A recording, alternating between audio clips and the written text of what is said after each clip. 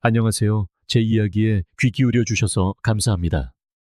제 이름은 마이클 데이비스 스미스입니다. 오늘 저는 평생 잊지 못할 개인적인 경험을 하나 나누고자 합니다. 저는 65살의 나이에 인생의 다음 장을 함께할 동반자를 찾아 새로운 만남에 용기를 내어보기로 했습니다. 하지만 희망에 부풀었던 그 만남은 제 평생 가장 기이한 경험 중 하나로 순식간에 변해버렸습니다. 제 소개를 간단히 하자면 저는 30년 넘게 고등학교 수학교사로 일하다 5년 전에 은퇴했습니다. 햇살 좋은 플로리다에 조용한 방 2개짜리 콘도에 살고 있고 외동딸 사라는 멀리 뉴욕에 살고 있습니다. 아내는 3년 전에 세상을 떠났고 그 후 제 삶은 평화로웠지만 동시에 무척이나 외로웠습니다. 정원을 가꾸고 책을 읽고 지역 도서관에서 봉사활동을 하며 시간을 보냈지만 마음 한구석은 늘 허전했습니다. 그래서 이제는 동반자를 찾아야겠다고 결심했습니다. 꼭 결혼이 아니더라도 함께 웃고 추억을 나눌 수 있는 그런 사람 말입니다. 그러던 어느 날 이웃이자 저희 동네 행사 담당자인 린다가 몇 블록 떨어진 곳에 사는 은퇴한 간호사 크리스틴을 만나보는 게 어떻겠냐고 제안했습니다. 린다의 말에 따르면 크리스틴 역시 동반자를 찾고 있으며 우리 둘 사이에 공통점이 많을 것 같다는 것이었습니다. 그녀의 격려에 힘입어 저는 용기를 내기로 했습니다. 짧은 통화 끝에 저희는 근처 카페에서 커피를 마시며 만나기로 약속했습니다. 약속 날이 다가오자 저는 뜻밖에도 긴장되었습니다. 수십 년 만에 다시 하는 데이트라는 것은 그 생각만으로도 낯설게 느껴졌습니다. 만남이 있던 날 아침, 저는 옷장을 2번이나 뒤진 끝에 몇 년간 입지 않았던 깔끔한 흰 셔츠와 재킷을 골라 입었습니다. 약속 시간보다 15분 일찍 카페에 도착해 창가 자리를 잡고 카푸치노를 주문한 뒤 기대와 불안이 뒤섞인 마음으로 그녀를 기다렸습니다. 크리스틴은 정각에 도착했습니다. 하늘색 블라우스에 진주 귀걸이를 한 그녀는 우아하면서도 자신감 넘치는 모습으로 걸어 들어왔습니다. 그녀의 따뜻한 미소에 제 긴장은 금세 풀어졌습니다.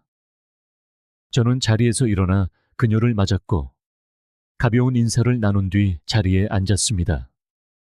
대화의 초반은 순조롭게 흘러갔습니다. 크리스틴은 간호사로 일했던 시절의 이야기와 최근 은퇴 생활에 대해 말해 주었습니다. 시카고로 일하러 간 아들 이야기를 할 때는 애정이 묻어났고 요리를 향한 그녀의 열정도 느낄 수 있었죠. 저 역시 교직 생활과 뉴욕에 사는 딸 이야기, 그리고 정원 가꾸기에 대한 제 열정을 이야기했습니다. 우리는 수십 년간의 정해진 직장 생활을 마치고 새로운 삶에 적응하는 어려움, 그리고 조용한 순간을 소중히 여기는 마음 등 서로 공감대를 형성했습니다. 한동안 대화는 막힘없이 이어졌고 제 마음도 편안해지는 것을 느꼈습니다. 하지만 대화가 무르익자 크리스틴의 말투가 바뀌기 시작했습니다. 가벼운 담소에서 어딘가 진지한 주제로 넘어가려는 신호였죠. 대화가 진행되면서 크리스틴은 몸을 앞으로 기울였습니다. 표정은 부드러웠지만 어딘가 진지한 기색이 역력했죠. 그녀는 제가 솔직하고 마음이 열려있는 점이 참 좋다며 자신이 깊이 존중하는 자질이라고 말문을 열었습니다. 그러더니 관계를 시작하기 위한 4가지 구체적인 조건이 있다고 설명했습니다. 처음에는 그녀의 솔직함이 오히려 신선하게 느껴졌습니다. 어차피 말 못할 기대를 품고 맴도는 것보다 모든 걸 터놓고 이야기하는 편이 나으니까요. 하지만 그녀가 첫 번째 조건을 자세히 설명하기 시작하자 제 감정은 변하기 시작했습니다. 크리스틴은 6개월간의 동거 시험 기간을 제안했습니다. 흔한 방식은 아니었지만 아주 비합리적인 생각은 아니었죠. 깊은 관계를 맺기 전에 함께 살아보며 서로를 더 알아가고 잘 맞는지 확인해 볼 수 있으니까요. 하지만 그 다음 말이 저를 완전히 당황하게 만들었습니다.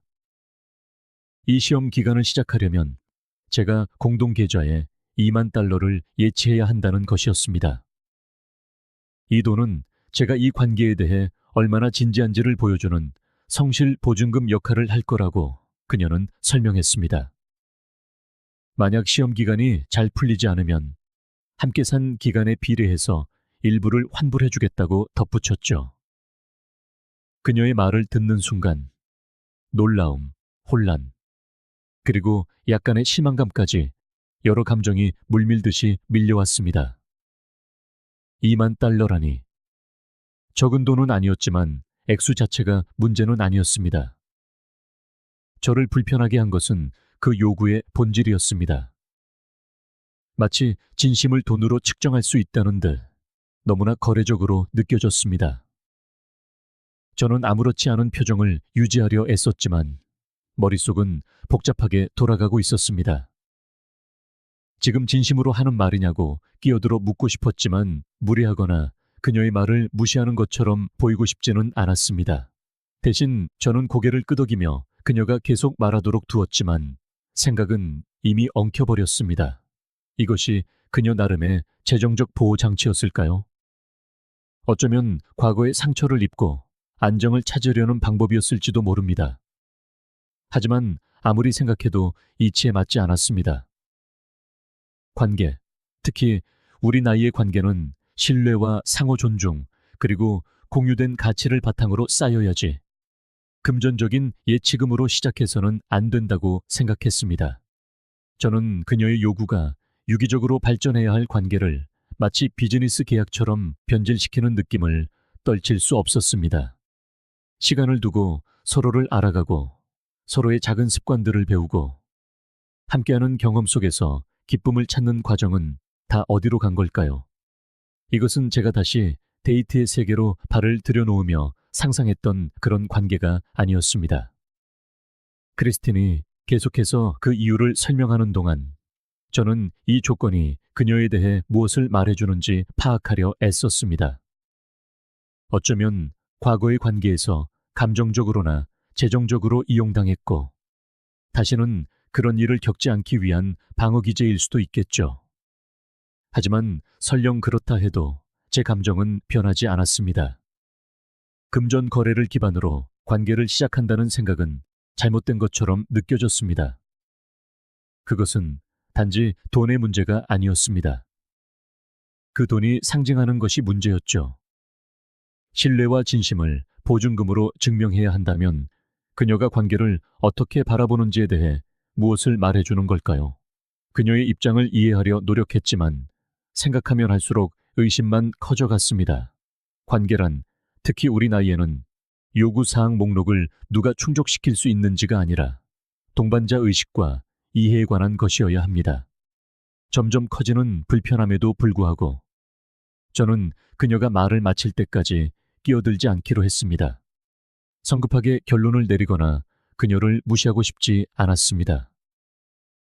어쨌든 열린 마음으로 그녀를 만나기로 했으니까요. 하지만 크리스틴이 두 번째 조건으로 넘어가자 이러한 요구들과 제 가치관 사이의 간극을 과연 메울 수 있을지 상상하기가 점점 더 어려워졌습니다. 크리스틴은 자신이 구상하는 관계에 대한 확신에 찬 모습으로 다음 조건으로 매끄럽게 넘어갔습니다. 그녀는 평생의 꿈 중 하나가 하와이를 방문하는 것이었다고 설명했습니다. 아름다움, 평온, 그리고 낭만의 상징과도 같은 곳이라고요. 하지만 이것은 단순한 휴가가 아니었습니다. 크리스틴은 그 경험을 기념하기 위해 전문 사진작가와 함께하는 한 달간의 여행을 꿈꾸고 있었습니다. 그녀는 해변에서의 노을진 산책, 화산을 넘나드는 경치 좋은 헬리콥터 투어, 그리고 우리 두 사람의 새로운 시작이 될 순간들을 포착하는 자연스러운 스냅 사진들에 대해 열정적으로 이야기했습니다. 처음에는 그 감상적인 면을 이해할 수 있었습니다. 꿈의 여행지인 하와이라니 멋지게 들렸고 그녀가 그토록 특별한 경험을 상상하는 것이 얼마나 의미 있을지 짐작할 수 있었죠. 하지만 그녀가 말을 이어갈수록 그녀의 기대는 점점 더 명확해졌고 감당하기 어렵게 느껴졌습니다. 크리스틴은 제가 여행 경비 전체를 부담하기를 기대했습니다. 그녀는 자신이 모든 것을 꼼꼼하게 계획해서 제게는 어떤 스트레스도 주지 않을 것이라고 그 이유를 설명했습니다. 비행기표부터 숙소까지 모든 준비는 제가 다 할게요. 당신은 그냥 편안하게 즐기기만 하면 돼요. 그녀는 그렇게 약속했습니다. 저는 정중하게 미소를 지으며 앉아 있었지만 속으로는 생각이 복잡하게 얽혔습니다. 하와이 여행, 특히 한 달이나 되는 여행은 가벼운 지출이 아니었습니다. 금전적인 측면을 떠나서도 관계 초반에 이토록 거창한 제스처를 취하는 것이 과연 현실적인지 의문이 들었습니다. 저를 더욱 놀라게 한 것은 여행 중에 전문 사진 촬영을 고집하는 점이었습니다. 크리스틴은 이 사진들이 우리의 유대를 상징하고 함께할 미래를 시각적으로 보여주는 증표가 되기를 바란다고 설명했습니다. 감동적으로 들릴 수도 있겠지만 그 생각은 너무 섣부르게 느껴졌습니다. 우리는 차에 반나절도 함께 보내지 않았는데 그녀는 벌써 우리가 하와이안 셔츠를 맞춰 입고 액자에 걸릴 사진을 찍는 모습을 그리고 있었습니다. 저는 불안감을 떨칠 수가 없었습니다. 이 정도 규모의 여행은 단순히 돈의 문제가 아니었습니다. 그것은 우리 관계의 초기 단계와는 전혀 어울리지 않는 수준의 친밀함과 헌신을 의미했습니다. 적어도 제게 관계란 자연스럽게 발전해야 하는 것이었습니다. 이것은 마치 첫 장면을 연습하기도 전에 마지막 막으로 건너뛰는 것 같았습니다. 크리스틴이 말하는 동안 저는 이 모든 것이 무엇을 의미하는지 파악하려 했습니다. 거창한 제스처와 정교한 계획에 대한 그녀의 집착은 그녀의 성격을 반영하는 것일까요? 아니면 그보다 더 깊은 무언가가 있는 걸까요? 어쩌면 그녀는 간호사로서의 경력, 아들을 키우는 일 등 평생을 다른 사람을 우선하며 살아왔고 이제는 자신을 우선시할 때라고 느끼는 것일지도 모릅니다. 꿈을 좇는다는 생각은 존중할 수 있었지만 제가 그 여행의 유일한 자금 제공자가 될 것이라는 기대는 불균형하게 느껴졌습니다. 그것은 단순히 계산서를 지불하는 것 이상의 문제였습니다. 물질적인 수단을 통해 제 가치를 증명해야 한다는 암묵적인 압박이었습니다. 저는 제가 추구하는 동반자 관계, 즉 공유된 가치, 상호 이해, 그리고 소박한 기쁨 위에 세워지는 관계에 대해 생각했습니다. 저는 사치스러운 제스처나 금전적 의무로 정의되는 관계를 찾고 있지 않았습니다. 이런 수준의 기대로 무언가를 시작한다는 생각에 저는 그 어느 때보다 더 불확실해졌습니다. 크리스틴이 세 번째 조건으로 넘어갈 때 저는 마음의 준비를 했습니다. 이 시점에서 무엇을 기대해야 할지 몰랐지만 끝까지 들어야 한다고 생각했습니다. 그녀의 세 번째 조건은 다시금 재정 문제에 관한 것이었습니다. 크리스틴은 만약 동거시험 기간이 잘 끝나고 우리가 결혼하기로 결정한다면 우리 가정의 재정을 전적으로 자신이 관리하기를 기대한다고 설명했습니다. 구체적으로 제가 제 연금을 그녀에게 넘기면 그녀가 그것을 관리하겠다는 것이었습니다. 그녀는 그 이유를 실용적인 측면에서 설명했습니다. 은퇴한 간호사로서 자신은 재정 문제를 더 효율적으로 처리할 조직력과 절제력을 가지고 있다고 믿었습니다. 매달 그녀는 제게 개인적인 용돈으로 쓸 소액의 수당을 배정하고 나머지 돈은 공동의 필요와 미래 계획을 위해 책임감 있게 사용될 것이라고 했습니다. 처음에는 농담을 하는 건 아닌지 의심스러웠습니다. 설마 제 돈에 대한 통제권을 완전히 잃게 된다는 뜻은 아니겠지요. 하지만 그녀의 어조는 진지했고 그녀의 설명에는 의심의 여지가 없었습니다. 크리스틴은 심지어 제가 용돈을 초과해서 사용하면 청소나 요리 같은 추가적인 집안일을 맡아 그것을 만회해야 한다고 덧붙였습니다. 그녀는 이것을 공정하고 실용적인 합의라고 포장했지만 저를 어린애 취급하는 것처럼 느껴졌습니다. 이쯤 되자 저는 평정심을 유지하기가 힘들었습니다. 크리스틴의 첫 번째 조건은 놀라웠고, 두 번째는 벅찼지만, 이 세 번째 조건은 노골적으로 통제적이었습니다. 이제 막 만난 사람에게 힘들게 번 제 연금을 넘겨준다는 생각은 비합리적일 뿐만 아니라 매우 불안하게 느껴졌습니다. 제 생각에 우리 나이의 결혼이나 동거는 파트너십에 관한 것이어야 합니다.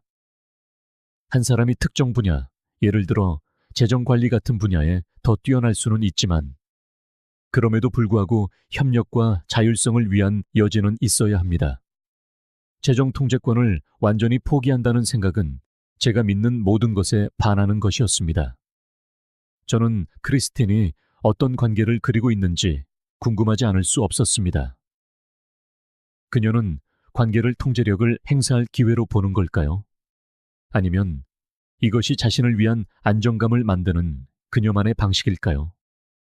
어느 쪽이든 제게는 옳지 않게 느껴졌습니다.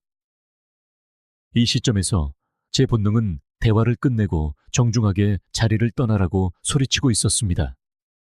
하지만 저는 자리에 머물렀습니다. 부분적으로는 호기심 때문이었고, 부분적으로는 무례하게 보이고 싶지 않았기 때문입니다. 크리스틴의 자신감 넘치는 태도는 그녀가 이러한 조건들이 완벽하게 합리적이라고 믿고 있음을 분명히 보여주었고, 제가 너무 강하게 반응해서 그녀를 당황하게 만들고 싶지는 않았습니다.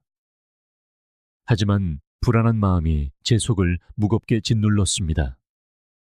들으면 들을수록 크리스틴이 꿈꾸는 관계와 제가 바라는 관계가 하늘과 땅 차이라는 것을 깨달았습니다. 크리스틴이 마지막 조건을 설명하기 시작했을 때 저는 정중하고 주의 깊은 태도를 유지하려 최선을 다했지만 인내심이 바닥나고 있음을 느꼈습니다. 그녀는 우리가 함께 살거나 결혼하더라도 완전히 분리된 침실을 유지해야 한다고 설명했습니다. 이혼 후 10년 넘게 혼자 살아오면서 자신만의 공간을 갖는 것에 익숙해졌다고 그녀는 덧붙였습니다. 방이나 침대를 공유하는 것은 그녀의 수면을 방해하고 답답함을 느끼게 할 것이라고 주장했습니다. 크리스틴은 이 합의는 협상 불가능하며 개인적인 경계와 독립성을 유지하는 데 필수적인 측면이라고 못 박았습니다. 처음에는 그녀의 입장에서 생각해 보려 했습니다. 각방을 쓰는 것이 아주 드문 일은 아니었고, 특히 노년 부부에게는 장점도 있을 수 있었으니까요. 하지만 이전 조건들의 맥락을 고려했을 때 이 요구는 제 우려를 더욱 키울 뿐이었습니다. 저를 가장 당황하게 한 것은 조건 그 자체가 아니라 그녀의 모든 요구가 지닌 경직되고 거래적인 성격이었습니다. 타협의 여지는 거의 없었고, 각 조건은 제가 어떻게 느낄지에 대한 고려 없이 오직 그녀에게 이익이 되도록 설계된 것 같았습니다. 크리스틴이 4가지 조건을 모두 설명하고 났을 때 저는 그녀가 그리는 관계의 모습이 제 생각과 얼마나 동떨어져 있는지 깨달았습니다. 저는 진정한 연결, 조용한 순간과 상호 존중, 그리고 삶의 소박한 기쁨을 함께 나눌 사람을 찾기 위해 이 자리에 나왔습니다. 대신 저는 저를 잠재적 동반자가 아닌 비즈니스 파트너처럼 느끼게 하는 상세한 요구 사항 목록을 듣고 있었습니다. 저는 제가 쌓아온 삶과 소중히 여기는 가치에 대해 생각했습니다. 평생 열심히 일한 후 저는 은퇴 후의 삶이 평화와 기쁨, 그리고 의미 있는 관계로 가득 차기를 원했습니다. 크리스틴의 요구는 제가 찾고 있던 것, 즉 상호 간의 친절, 신뢰, 그리고 이해라는 바로 그 본질을 빼앗아갈 것처럼 느껴졌습니다. 그녀의 조건들이 과거의 경험이나 안정에 대한 욕구에서 비롯되었을 수도 있다는 점은 이해했지만, 그녀의 접근 방식에는 제가 관계에서 추구하는 진심과 따뜻함이 결여되어 있다는 느낌을 지울 수 없었습니다. 그녀가 말을 마치자 크리스틴은 제 대답을 기다리며 기대에 찬 눈으로 저를 바라보았습니다. 저는 잠시 생각을 정리한 뒤 입을 열었습니다. 저는 파트너에게 무엇을 원하는지에 대해 솔직하게 말해준 것에 대해 그녀에게 감사 인사를 전했습니다. 그리고 나서 가능한 한 친절하게 제가 그녀의 기대를 충족시킬 수 없을 것 같다고 설명했습니다.